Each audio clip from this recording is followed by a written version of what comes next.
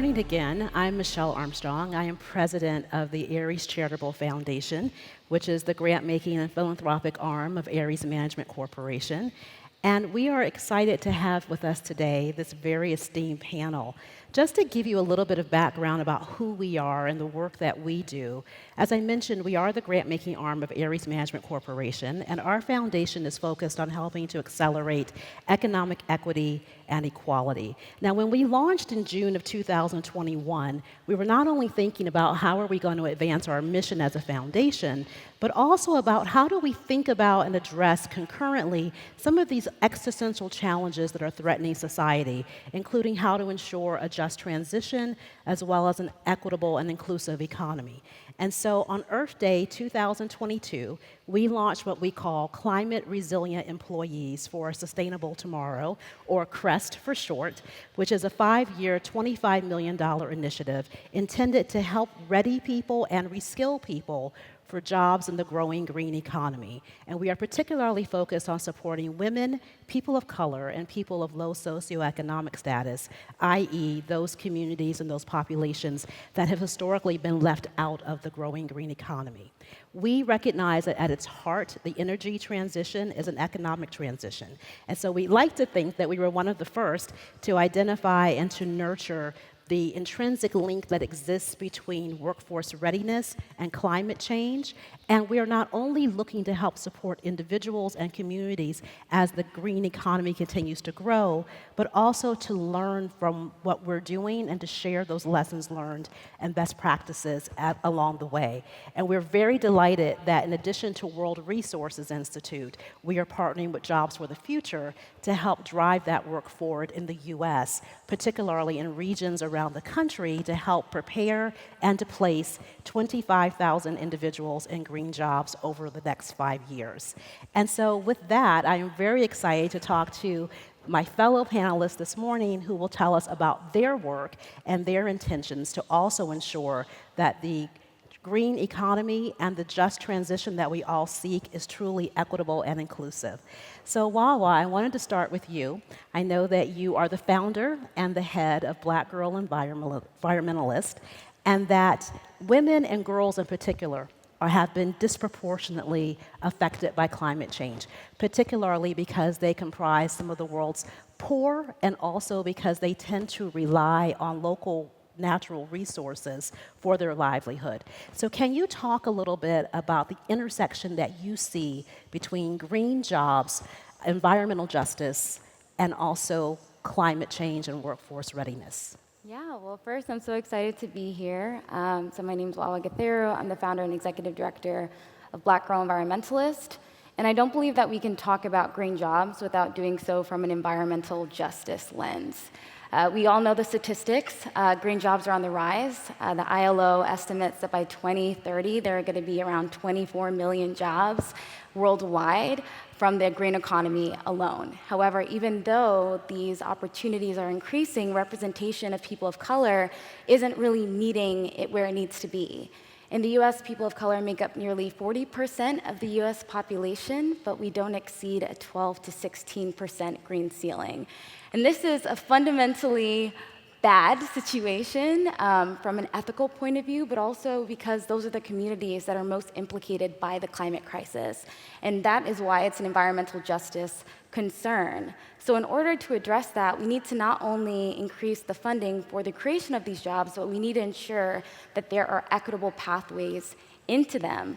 And there is a new era of organizations like Black Oak Collective, like Black Girl Environmentalists, that are meaningfully investing in the next generation of youth of color to ensure that our workspace, that our climate movement and sector is well-resourced and robust enough to address the biggest crisis of all time.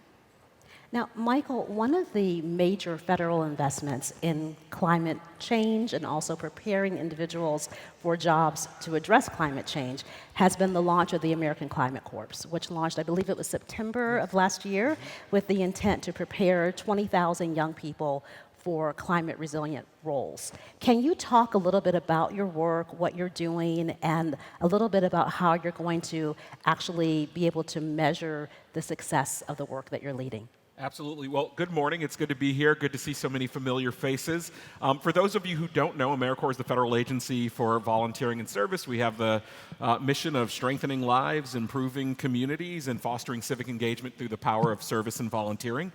We turned 30 this year since President Clinton signed the legislation and then welcomed the first 20,000 AmeriCorps members who went to serve across the country. Today, there are about 200,000 AmeriCorps members and AmeriCorps senior volunteers that are serving in nearly 40,000 communities across the country. And what I'm even more proud of is the fact that there are 1.3 million AmeriCorps alums that continue to turn a year of service into a lifetime fantastic. of social action. Maybe there's some AmeriCorps alums and members in the house. That's what I'm talking about. And it's so wonderful. They take this extraordinary opportunity, then they end up working in high-impact social organizations. They're in the White House, they're in Congress. And so one of the things that we've been reflecting on in our 30 years is this idea that if we're going to be truly impactful, AmeriCorps can't just be about the impact that's happening in the community. It also has to be about the impact on the member. And so one of the things we've been really focusing on in the Biden-Harris administration is making sure that every dollar that we move is going to have a profound impact on the member themselves. And so American Climate Corps is doing just that. It is showing how the national service movement can have local impact, how it's going to allow young people to turn climate anxiety into climate action. So I don't know what to do, I'm overwhelmed, I'm not sure what this looks like. And so we're going to give you an opportunity to make a difference on urgent climate issues right now, whether that's solar, whether that's fire mitigation, whether that's urban renewal. We're going to give you an opportunity to do something right now, and then we're going to provide you with the training, with the credentialing, with the certification, so that we can actually help you stay and get into the green jobs economy of the future. And not only in the green jobs economy of the future, but good paying green jobs. And we've got a little experience with this. Last year, so our goal is to get to 20,000 American Climate Corps members in the first year. But last year, we invested about $200 million in environmental stewardship. When AmeriCorps created it, was a lot of the state climate corps and the conservation corps that were out there that helped to create this agency. One recent example, 10 years ago, 11 years ago at this point, we launched FEMA Corps, which FEMA, after Hurricane Sandy, saw all these AmeriCorps members that were out there doing this work. They were innovating with technology, and they said, how can we get that? And so FEMA now has their own teams. What's been really interesting in the past 11 years is they've hired 25% of our AmeriCorps alum that are now in emergency management at FEMA. In the last two graduating classes, 70% of them got job offers. And so you see that change that's not only happening in that year of service, but that's going to happen in many, many years to come. When I walk in FEMA, I am sure I am meeting an AmeriCorps alum who's going to be the next head of the Federal Emergency Management Agency. That's fantastic. Now, Shyla, you are truly an expert in climate, all things climate, and you've had roles at really esteemed organizations such as within the UN, at the World Bank, and now, of course, you're at Time. Can you talk a little bit, because your worldview is so global, when you think about the US and where we're positioned in terms of really advancing the just transition, how can we not only learn from what we're doing currently, but what are some other lessons that we should be taking into consideration that other countries are doing that we can learn from to enhance our own best practices? Yeah, thank you for that question, Michelle. Really excited to be here with all of you. As you mentioned, I've done a lot of things over the course of my career, mostly global in nature. And time again, I drew the conclusion, by all of the work I've done, whether it's on international finance, on advocating for deforestation policy, I've always drawn the conclusion that the climate crisis is a communications crisis. Ultimately, we have done a very poor job at convincing people that it's within their best interest to act on climate change. We've set up this dynamic that climate action is a sacrifice rather than an opportunity. And what we're now seeing is that many people, especially younger generations, are paralyzed with the anxiety and with the fear and with kind of this lack of agency that they have a role to play in addressing climate change and in being part of the future. And so that's what really excites me in my current role, being at Time and being part of a media property, to be able to use our platform to tell the positive and inspiring stories that ultimately will compel and motivate more climate action. Now, if we really look at this in terms of a global dynamic with respect to how that plays out here in the United States, one of the things that I've also seen is that climate change doesn't respect boundaries. It doesn't respect national borders. So water moves, our atmosphere is one global atmosphere, where there's all of these teleconnections where deforestation in the Amazon affects the climate in Europe or even in Tibet. And so really part of an interconnected system. And what we also know is that those that are least responsible for causing climate change and have benefited the least from the Industrial Revolution and all of the economic benefits that we've seen over the last couple of hundred years are now the most severely affected by disasters, by storms, and ultimately are also at risk of being left behind with the economic transition. I had the honor of working with the government of the Maldives during negotiations for the Paris Climate Agreement. And the Maldives has a mean elevation of 1 meter above sea level. And as we see that our sea levels are rising, there is a very real possibility that a nation like the Maldives will cease to exist. And so with that current dynamic, you see that there's a lot of climate justice implications in terms of the international negotiations, but those dynamics also come into play here in the United States, where communities in this country that are the least responsible and have benefited the least are also suffering the worst of those impacts. And so green jobs can help level the playing field. It can help ensure that there's full and equal participation of all of the talent in society and in our economy. There's also the aspect of technological leadership and the competitiveness of our private sector and of our government. We've seen that US investments in clean and green technology have reduced the cost of solar power by 90% and also of battery storage technology. And we've also seen that investing in the green economy can reap more than $26 trillion of benefits between now and 2030. So really, ultimately, this, again, isn't an issue of sacrifice, that our investments in green jobs actually will pay dividends and ensure the future-proofing and the resilience of our economy in the long run. That's great. And Wawa, as we talked about climate justice just now, as Shyla referenced, there's so many opportunities, I think, that we all would agree with, that abound for getting engaged with and playing an active role in the growing green economy.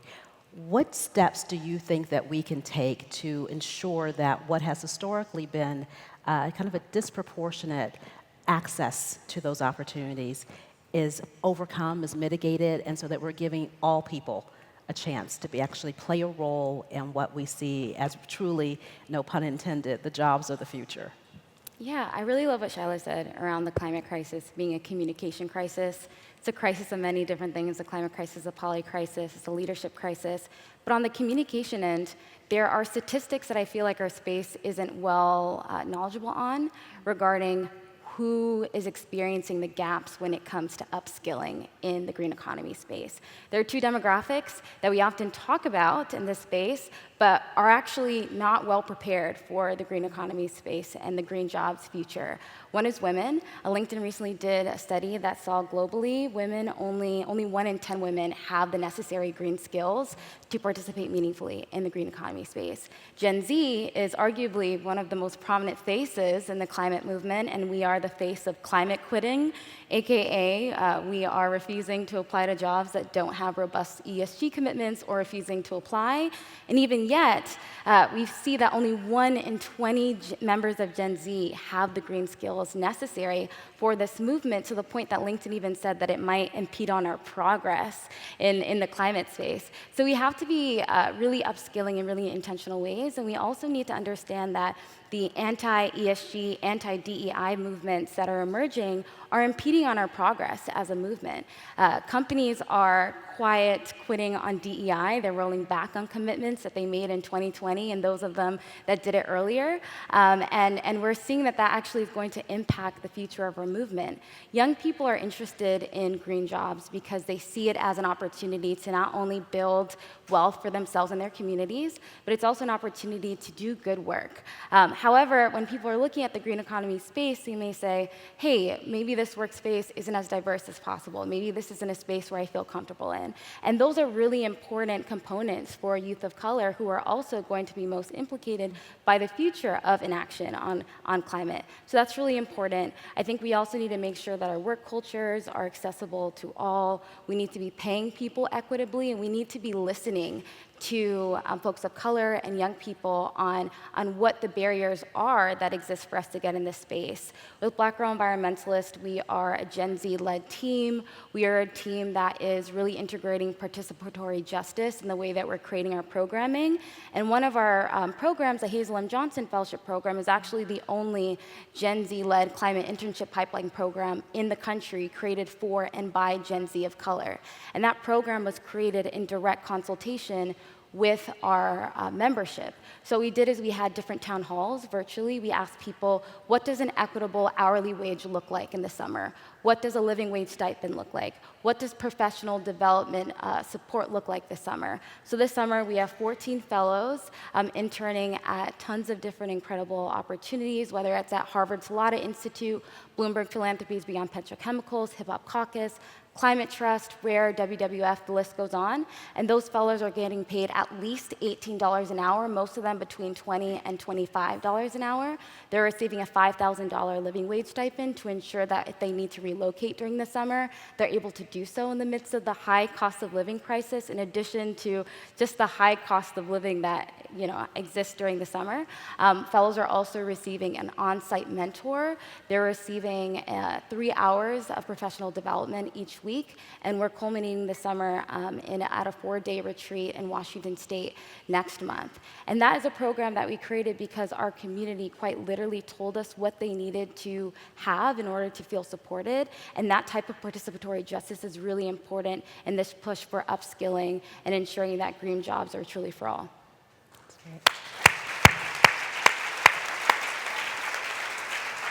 And Michael, we've talked so much about some of the communities that are most affected by climate change. And I think it's like 40% of AmeriCorp's members actually come from less advantaged, low-income communities.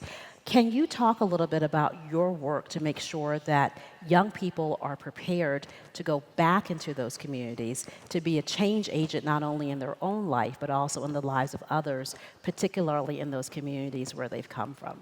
Great question. One of the things I'm most proud of is we are not your grandmother's AmeriCorps.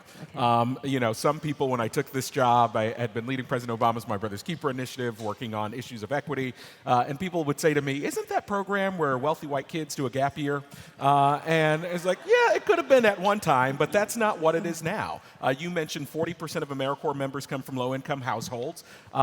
AmeriCorps is actually as or more ethnically diverse than the nation, especially if you go to places like California, where nearly 50% of AmeriCorps members are Hispanic or Latinx. And so we are working really hard to make sure AmeriCorps is, not what it used to be, which could have been a tour through poverty, but now it is a means out of poverty.